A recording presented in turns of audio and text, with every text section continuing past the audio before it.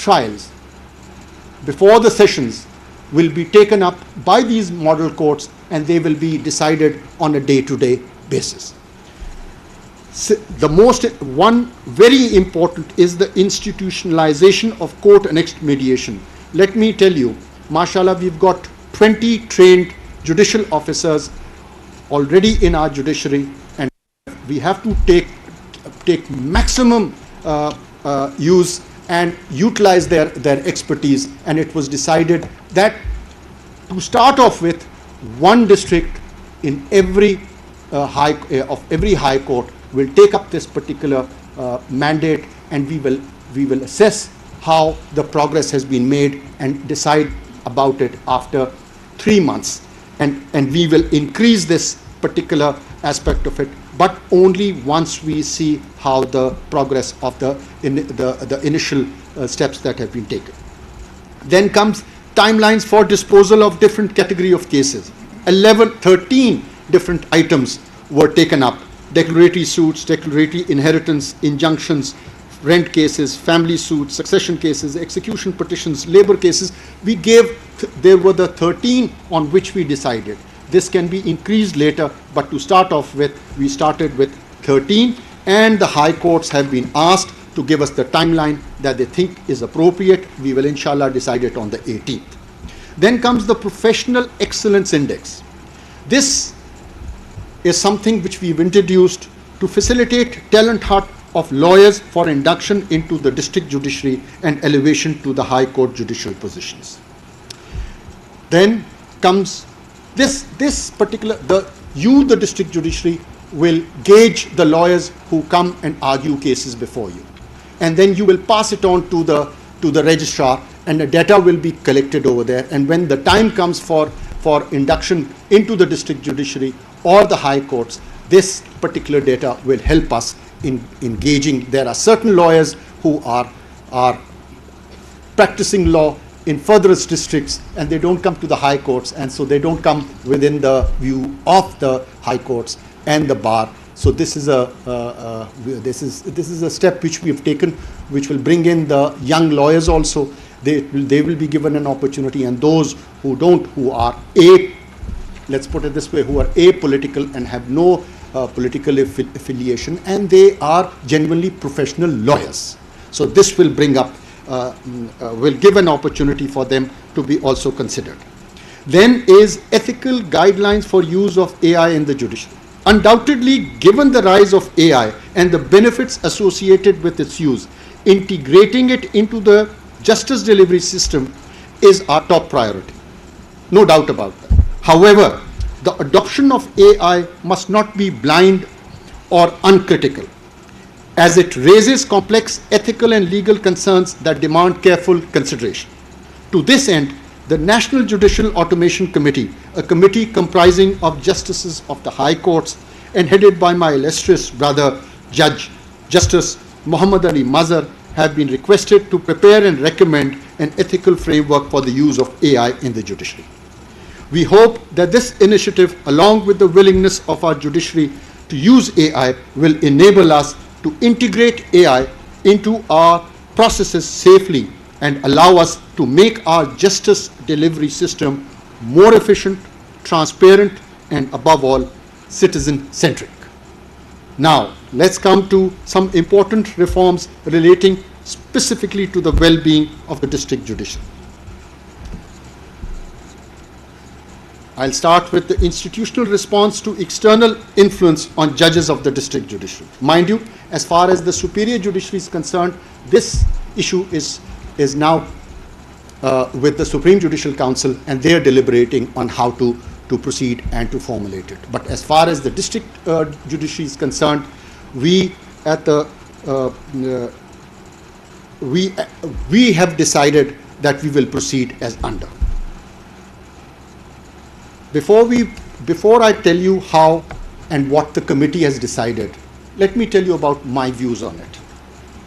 It is my dream to see an aggrieved citizen across our beautiful country to confidently walk into the court of a magistrate or a civil court in his own local tongue and not be burdened to go to the High Court or the Supreme Court to seek redressal of his grievances.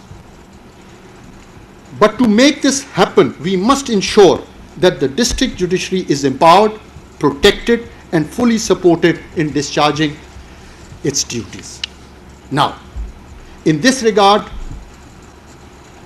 you will be pleased to know that the committee has resolved that each High Court shall formulate clear guidelines for members of the district judiciary to follow in case they face any extraneous influence, along with the defined response of the High Courts to counter such instances.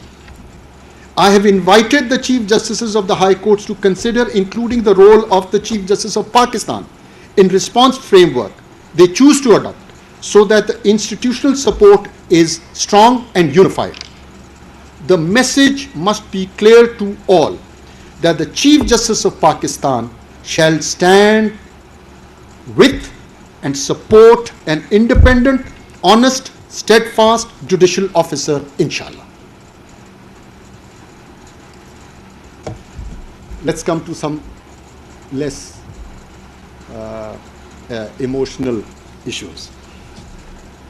This is regarding performance evaluation of district judiciary, standardization of recruitment mechanism of district judiciary policy forum, parity in terms and condition of service of district judiciary, access to international exposure opportunities.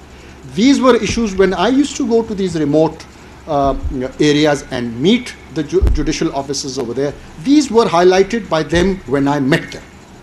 Now, it's very easy for us to sit in the Supreme Court and frame policies regarding them. No, we decided we're not going to go this way.